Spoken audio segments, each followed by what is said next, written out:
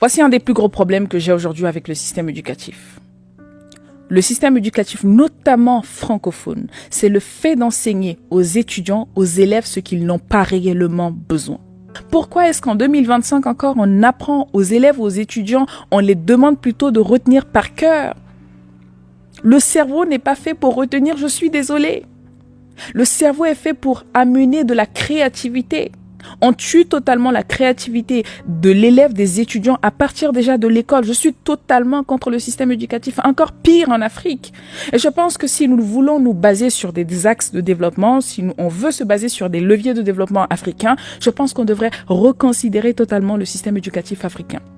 Premièrement, ça commence déjà par comprendre les besoins qui s'y trouvent, c'est-à-dire sur le terrain. Aujourd'hui, il y a beaucoup d'entreprises, que ce soit dans des différents pays africains, qui ont beaucoup d'offres d'emploi, mais qui n'arrivent pas à trouver en fait de main-d'œuvre qualifiée pour soutenir ces offres.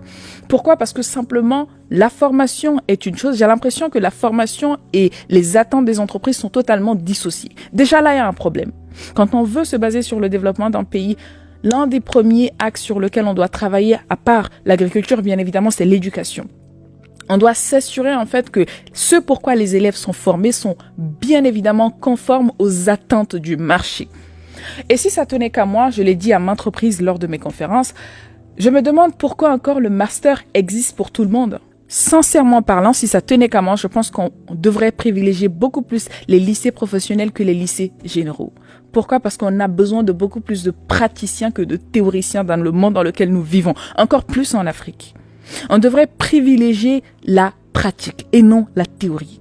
À partir du lycée, je pense qu'on devrait imposer aux jeunes élèves du lycée d'aller apprendre plus ou moins sur l'agriculture, c'est-à-dire la moitié de leurs vacances dans les champs, à apprendre comment ça se passe, apprendre comment cultiver, comment fabriquer des petites machines pour la transformation agricole. Je pense que ce sont des choses qu'on devrait plus prioriser. Amener beaucoup d'étudiants dans les universités pour devenir des sociologues, mais qu'est-ce qu'on en fait après?